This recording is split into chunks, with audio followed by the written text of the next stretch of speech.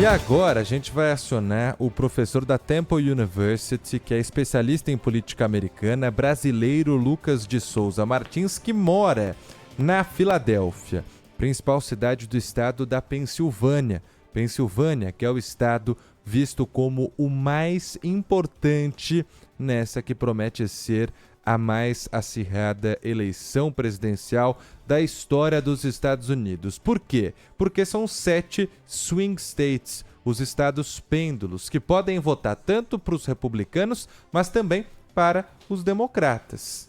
E é o que conta com o maior número de delegados entre os 7 que vão decidir as eleições. Tudo bem com o senhor, professor? Bom dia, seja bem-vindo à Rádio Bandeirantes.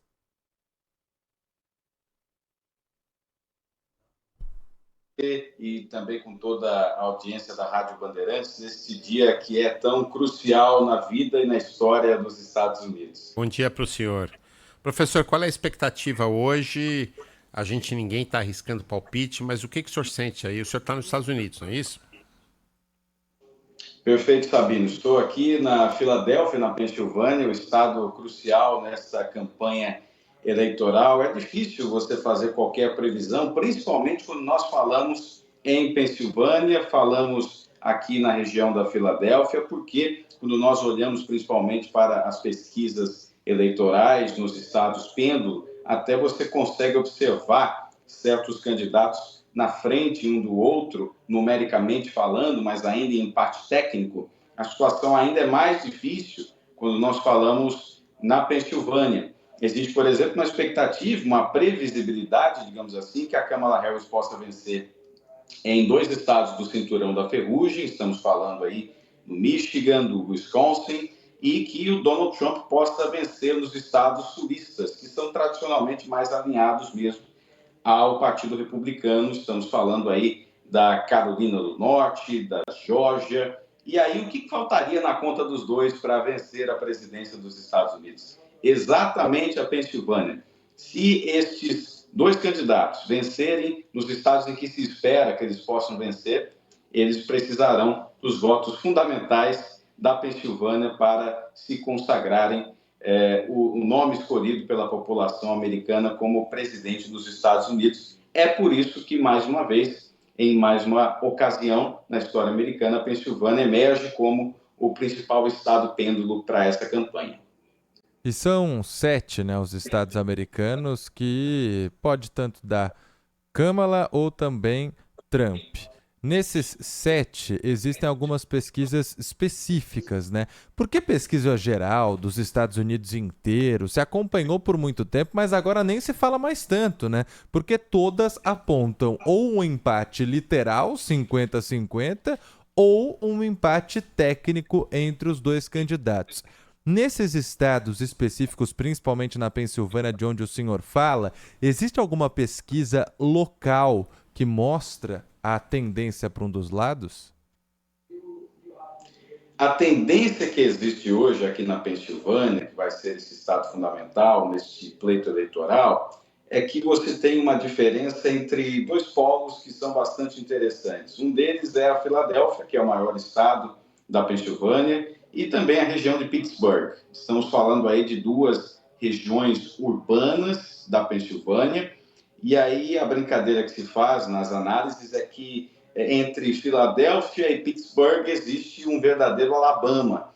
E o que isso quer dizer especificamente? O Alabama é um estado sulista de interior rural, com um perfil mais republicano, com pessoas brancas, e é exatamente esse perfil que nós temos entre 2 polos urbanos bastante importantes aqui nos Estados Unidos, Filadélfia e Pittsburgh. E é por isso que é possível apontar que na Filadélfia e em Pittsburgh nós teremos, sim, a força dos democratas manifestada e no interior do estado a força dos republicanos. E não foi à toa que as 2 campanhas, no momento em que esquematizaram as suas campanhas e as suas estratégias eleitorais, posicionaram os seus eventos nessas cidades específicas. Donald Trump mais ligado ao interior, a Kamala Harris, no caso dela, falando em Pittsburgh, falando na Filadélfia. Agora, o desafio maior também é literalmente educar o eleitor a respeito do processo da votação. Essa era uma preocupação das duas campanhas. Eu tive a ocasião de conversar com representantes de duas campanhas que estão baseadas aqui mesmo na Filadélfia, e a preocupação nesse sentido é a mesma, principalmente daqueles eleitores que já sabem que vão votar, que já têm uma convicção ou uma predileção com relação ao Donald Trump ou a Kamala Harris. Existe também uma série de burocracias que envolvem a votação, não somente aqui na Pensilvânia, mas também em outros estados da Federação Americana. Várias burocracias, documentos que precisam ser apresentados, documentos que são necessários em um estado, mas não necessariamente em outro. Então, existe um esforço por parte das duas campanhas de literalmente bater na porta desses eleitores que já são republicanos ou que já são democratas e literalmente explicar como efetivamente esse voto poderia ser feito. É muito diferente, por exemplo, da experiência brasileira, em que você sabe exatamente que você tem que votar naquela sessão específica, naquela zona eleitoral específica, você leva um documento com foto. Aqui nos Estados Unidos, em cada estado americano, a eleição acontece de forma autônoma. São 50 pequenas eleições estaduais, que juntas elegem o presidente dos Estados Unidos. E é por isso, quando nós analisamos pessoas que moravam em outros estados e que agora estão aqui na Pensilvânia, ou que necessariamente foram para um outro estado, elas precisam entender como funcionaria o processo para se votar num dia como hoje e também votar antecipadamente. Esse é o desafio maior das campanhas no momento em que incentivam os seus eleitores a votarem, mas também garantirem que o eleitor saiba exatamente qual é o processo que ele precisa seguir para votar e depositar o voto na urna. Deixa eu entender com o senhor uma coisa. Aqui no Brasil, as eleições municipais recentes mostraram uma certa crise da esquerda, né? A direita venceu as eleições e a esquerda, segundo os próprios membros, líderes da esquerda, inclusive do PT, dizem que a esquerda perdeu o diálogo com a classe empreendedora, que é a opção para a classe trabalhadora, né? A classe empreendedora, aquele que é o pequeno MEI, o pequeno comerciante, o pequeno empresário ou o micro empresário. Muito bem. Nos Estados Unidos, a gente não pode dizer que a gente tem uma esquerda, mas a gente tem um partido mais progressista, os democratas, e um partido mais conservador, né, os republicanos. Aconteceu isso também da direita nos Estados Unidos tomar essa frente, esse diálogo melhor com os empreendedores, um país tão empreendedor como os Estados Unidos? Sabino, a sua leitura é perfeita. E isso aconteceu, por exemplo, lá em 2016, quando Donald Trump foi eleito presidente dos Estados Unidos, exatamente trazendo para si um eleitorado que pertencia aos democratas, tradicionalmente. Estamos falando dos latinos, de uma parcela do eleitorado afro-americano, por exemplo, que é exatamente esse eleitorado descontente com as políticas democratas, que não ofereceram oportunidades econômicas, que não deram a esses eleitores a possibilidade de manter um padrão de vida que está ligado àquele antigo conceito do sonho americano. E quem vem com esse discurso trazendo esses eleitores foi o Donald Trump, lá em 2016, se apresentando como alguém que é representante do antissistema. Essa narrativa antissistema Donald Trump funcionou muito bem em 2016, quase o leva à presidência novamente em 2020, e agora, em 2024, os democratas precisaram atualizar o discurso para combater exatamente essa narrativa que carrega o Donald Trump. No momento em que ele continua dizendo que ele, Donald Trump, ainda é o candidato antissistema, o que os democratas têm dito, e isso tem sido uma frequente na Convenção Nacional Democrata, que oficializou a Kamala Harris como candidata à presidência pelo partido, todos os líderes ali praticamente numa espécie de uníssono, inclusive o presidente Barack Obama dizia isso, que o Donald Trump representa uma candidatura aliada aos ricos e não necessariamente no povo americano. Um candidato que representa os ricos na medida em que pensa em corte de impostos para os ricos, que está mais interessado em políticas públicas que atendam os seus colegas ricos. É exatamente essa narrativa democrata que tem sido criada e foi desenvolvida durante essa campanha, que é apregoada em 2024 até para combater essa questão do antissistema, da figura do Donald Trump atrelada a todo esse conceito, que fez com que exatamente esse eleitor que ficou frustrado diante das políticas democratas, foram 8 anos de democratas na presidência, através da presidência de Barack Obama, e é exatamente isso que os democratas tentam fazer para recuperar aquele eleitorado que eles perderam ao longo das últimas 2 eleições. Nós estamos conversando com o especialista em política americana, Lucas de Souza Martins, aqui no Manhã Bandeirantes. Eu gostaria de convidar o senhor para continuar conosco, mas agora vamos acionar a enviada especial do Grupo Bandeirantes de Comunicação aos Estados Unidos para acompanhar esses últimos dias da corrida presidencial. Adriana Araújo, por onde andas e qual que é o clima por aí? Tudo bem? Bom dia. Bom dia, Adriana. Oi, Sabino, Vitor, bom dia para vocês, para todo mundo que está ouvindo aqui a Rádio Bandeirantes. Bom, respondendo exatamente a pergunta por onde ando, estou aqui de frente para uma fila bem grande, numa sessão eleitoral em Washington. A gente está percorrendo agora de manhã algumas sessões eleitorais, muita gente na fila. O clima por aqui ajudou, está um friozinho, mas o sol apareceu. Agora há pouco, conversando com uma eleitora, ela me disse, olha, não está frio, não está nevando, então já facilitou um pouco a vida de quem precisa sair cedinho para votar. Aqui, como a gente sabe, não é obrigatório o voto, é dia de trabalho, de escola, dia normal de atividades para todo mundo, então o americano tem que se programar e se organizar para conseguir votar. Tem bastante fila, viu? Desde bem cedinho nas sessões, tem bastante fila, as pessoas estão esperando aqui, nessa sessão onde eu estou, que é uma livraria comunitária, que foi organizada como um ponto de votação. As pessoas estão esperando até 1 hora para conseguir entrar e, enfim, depositar o seu voto. E já conversei com muita gente aqui, todo mundo dizendo que é uma eleição muito apertada, muito acirrada entre Trump e Kamala Harris, e que por isso é importante votar e deixar sua voz e expressar sua opinião para participar dessa eleição que certamente vai ser uma das mais acirradas da história recente dos Estados Unidos. E falando muito com as pessoas também, gente, sobre a ansiedade, porque uma associação americana de psicologia fez uma pesquisa e de cada 10 americanos, mais de 6,5 foi o resultado que deu, 65%, mas pelo menos 6 muito ansiosos nessa eleição. Consideram que a eleição é uma grande fonte de estresse. Então eu conversei sobre isso com as pessoas aqui na fila e elas me falam assim, que agora a ansiedade é por essa próxima noite, né? Para ver como é que vai, o ritmo que a apuração vai seguir. Eles já viram situações como uma eleição ser definida e o resultado ser anunciado muito rapidamente. Por exemplo, o Obama, em 2012, o resultado saiu antes da meia-noite. Em 2016, na madrugada seguinte à votação, eles também já tinham o resultado que o Trump foi eleito e derrotou Hillary Clinton numa virada histórica que as pesquisas não conseguiram prever. Em 2020 já foi mais complicado. A eleição só teve o resultado definido no sábado, então votação sempre na terça, e só no sábado seguinte é que então eles tiveram o resultado de que o Joe Biden estava eleito, e lá em 2020, por conta de uma disputa muito acirrada na Pensilvânia.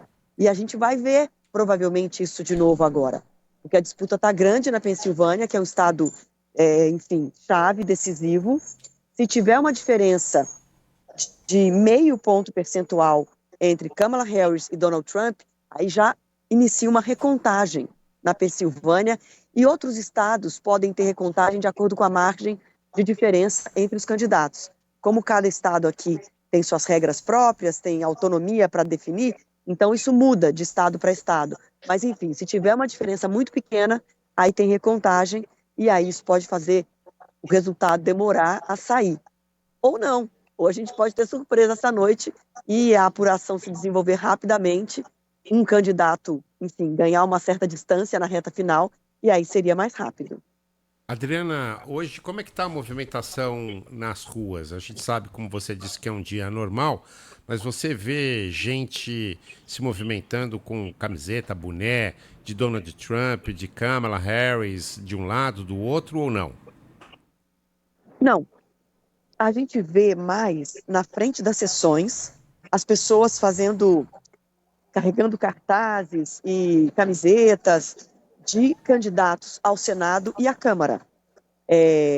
Nas ruas você encontra pessoas com camiseta Kamala ou Trump, mas não é algo muito comum, não é tanta gente. Mas nas sessões eleitorais, como eles estão escolhendo também 435 deputados e 34 vagas para o Senado que vão ser renovadas, então nas sessões eleitorais você encontra apoiadores voluntários ou enfim, uma espécie de boca de urna. As pessoas com placas, aqui na minha frente tem algumas pessoas com cartazes, com placas de candidatos à Câmara ou ao Senado. Mas porque essa é uma eleição também decisiva, porque é uma renovação total, né? É uma nova legislatura que vai começar, eles votam, né, para a Câmara a cada 2 anos, e o Senado também tem renovação de 1/3. E a tendência, de acordo com a tendência em cada estado de ganharem senadores democratas ou republicanos, isso também leva a uma tendência do voto para presidente. Geralmente, eles coincidem. Então, as pesquisas também se debruçam muito sobre isso, sobre qual candidato ao Senado, quais candidatos ao Congresso, se são democratas ou republicanos que têm mais chance, porque isso é um termômetro, é um sinal de que há uma tendência para um ou para outro candidato à presidência.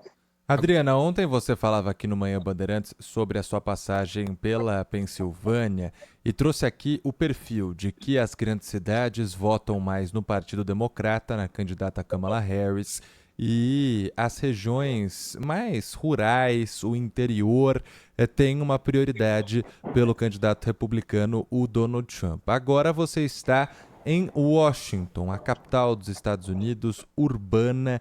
Dá para traçar um perfil do eleitor de cada um deles? Ou algo parecido com isso pelas pessoas com quem você conversou? Não, o eleitor de Washington é um eleitor, em sua maioria, democrata, e já de há muitos anos. Eu me lembro exatamente em 2016, a frustração deles quando a Hillary não ganhou, e Nova York é a mesma coisa, um choque, uma frustração. Eu me lembro de entrevistar as pessoas e escutarem elas dizendo isso não me representa, isso não é Washington, isso não é Nova York, no momento da derrota de Hillary para Donald Trump.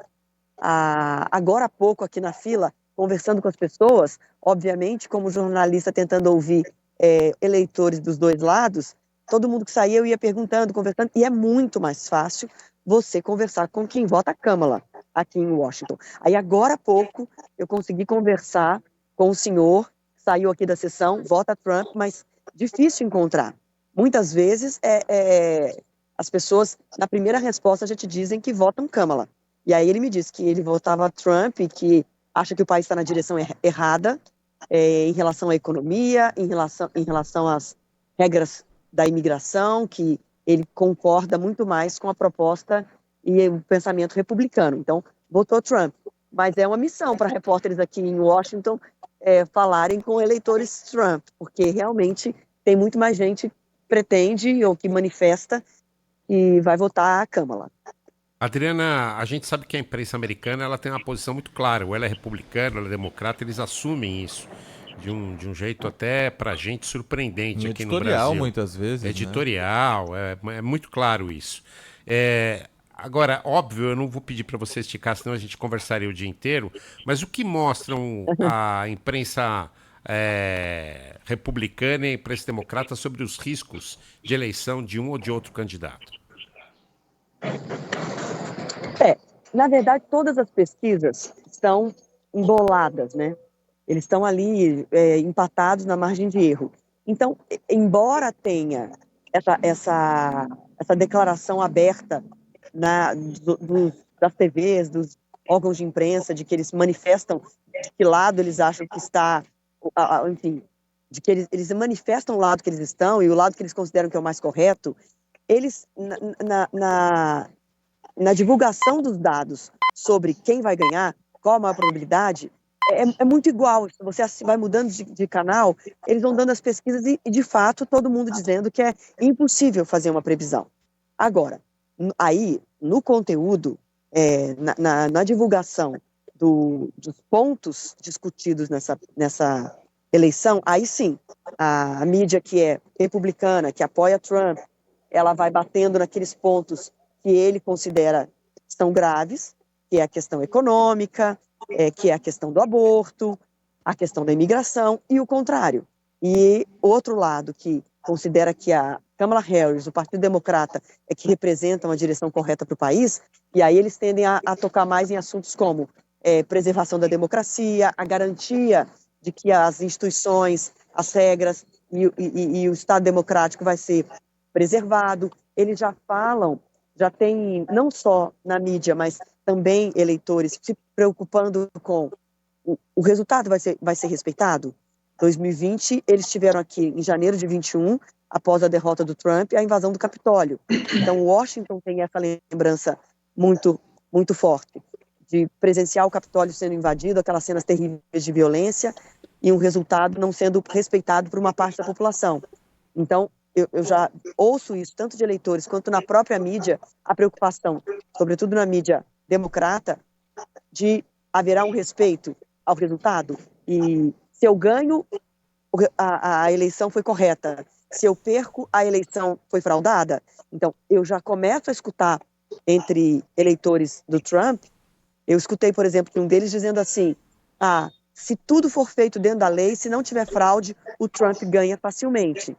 Já é um discurso do tipo, se ele perder é porque teve fraude. E aí a imprensa, que se manifesta sobretudo favorável ao lado democrata, já começa a se preocupar com isso também. Então tem diferenças, obviamente, nas abordagens, de acordo com o que cada lado acredita, mas em relação a fazer previsões, ninguém se arriscou muito, porque as pesquisas realmente mostram um cenário totalmente embolado. Adriana Araújo, que está num dia com certeza muito corrido de trabalho em Washington, capital dos Estados Unidos. Muito obrigado pela participação e bom trabalho por aí. Obrigado, Adriana. Obrigada, gente. Bom trabalho para vocês aí também. A Adriana estava falando sobre o posicionamento da imprensa americana acima de tudo. No fim de semana, é um ato extremamente simbólico, Sabino, porque a candidata do Partido Democrata, Kamala Harris, atual vice-presidente, apareceu em uma cena, um tradicional e super popular programa da NBC, um canal de televisão americano, chama Saturday Night Live. É um programa humorístico até, de entrevistas, e eles faziam pequenos sketches, né, cenas com atores, atrizes, que encenavam Kamala Harris e Donald Trump, levando para o lado do humor a corrida presidencial. No programa desse fim de semana, Kamala Harris apareceu como espelho da atriz que a interpreta e a atriz anunciou o voto na candidata democrata. Isso nunca tinha acontecido tão perto de uma eleição, mas é só para o nosso ouvinte que não acompanha ter noção do quão claro é esse apoio, esse lado, literalmente, que se toma pela imprensa americana em relação ao que está acontecendo. E aí, uma pergunta que eu queria fazer para o professor Lucas Souza Martins, que está com a gente, é a seguinte: tudo isso acontece, a imprensa toma seu lado, muitos e muitos, como o perfil de cada candidato e as ideias já são bem definidas, só existem dois, as pessoas já sabem com quem se identificam mais, e mesmo assim, toda vez, muito se fala sobre os indecisos. Só que, nos últimos compromissos de campanha, a gente observa Kamala Harris fazendo um comício em cidade grande, com artistas que falam para o público jovem, todo o eleitorado que ela já tinha. Enquanto Donald Trump também foi para um lado de puxar para si o que ele já tinha. E esses indecisos decidem como, professor? Pois é, Vitor, esses indecisos são aqueles que não necessariamente são aliados ao voto ideológico, muitas vezes nem pensam muito na questão da ideologia como uma forma de se fazer política. Ele fica mais preocupado exatamente com temas econômicos, e as campanhas têm também falado sobre este tema especificamente, porque este é o tema crucial dessa campanha eleitoral. Por mais que no início dessa experiência eleitoral com Joe Biden como candidato a presidente, existia, pelo menos da parte dos democratas, uma ideia, né, uma menção sempre frequente à questão da defesa da democracia. O que se verificou meses depois, com com a vinda da Kamala Harris como candidata a presidente, é que esse discurso não colava para esse eleitor, exatamente esse eleitor que precisa ser conquistado, que ainda é indeciso e que é necessariamente aquele eleitor que é afetado pela questão econômica nos Estados Unidos. É exatamente este eleitor que verifica, por exemplo, que a inflação continua alta, pelo menos pelo padrão americano, lembrando sempre, né, que os americanos não têm essa experiência de viver a inflação como nós, por exemplo, na América Latina, ou seja, existe um desconforto por parte dessas pessoas com relação a preços no supermercado, que não voltaram ao seu preço anterior que existia, por exemplo, antes da pandemia do Covid-19, pessoas que, por exemplo, têm o sonho de investir e de comprar uma casa própria, de viver o sonho americano, de colocar o seu filho em uma universidade sem se comprometer muito com o seu orçamento e ficar endividado por muitos anos com créditos estudantis. É exatamente isso, né, que afeta este eleitor, este eleitorado indeciso. Ele não será, como você aponta muito bem, Vitor, conquistado por comícios e grandes cidades e reuniões com lideranças musicais, artísticas, intelectuais. Este eleitor ele quer ouvir mais a respeito da questão econômica, e não é à toa que esse virou o grande tema desta campanha eleitoral. Perdeu-se um pouco, né, a questão da discussão da defesa da democracia por parte da representação democrata. Agora, a importância de fazer comícios em grandes cidades, de se fazer reuniões com esses cantores e atores e instrumentos de mídia que são importantes neste contexto eleitoral, tem a ver também com essa necessidade de convencimento deste eleitor para que faça um plano para votar. Isso é um ponto interessante aqui na experiência de se votar nos Estados Unidos. No Brasil, por exemplo, você não precisa fazer um plano para votar, no sentido de que você sabe exatamente onde deve votar, como deve votar, quais são os números do candidato. Aqui não, aqui as pessoas precisam efetivamente fazer um plano para votar, elas precisam procurar onde seria o local de votação, qual é o tipo de documento que ela deveria ter para votar. Essas informações não estão acessíveis de forma uniforme do ponto de vista nacional. É necessário que as pessoas realmente tomem tempo, olhem na internet, olhem nos jornais, pesquisem com amigos e com colegas quais são os requisitos necessários para que a pessoa vote. Em primeiro lugar, que ela se registre para votar, uma vez que o voto não é obrigatório, e também saiba exatamente da burocracia necessária para votar. É um processo um pouco largo para que essas pessoas efetivamente iniciem e concluam o processo de voto. E é por isso que é importante que comícios, reuniões e discursos em grandes cidades aconteçam para realmente incentivar o eleitor a passar por esse processo um pouco grande demais comparado com a nossa experiência brasileira. Lucas de Souza Martins, professor da Temple University, que fica em Filadélfia, nos Estados Unidos, a principal cidade da Pensilvânia, que é o estado mais importante, e que também é especialista em política americana, participou aqui conosco. Agradeço ao senhor, professor, e com certeza aí pelos próximos dias você volta aqui na programação da Rádio Bandeirantes. Um abraço. Obrigado, professor. Um abraço a vocês, boa semana a todos. Valeu. Boa semana.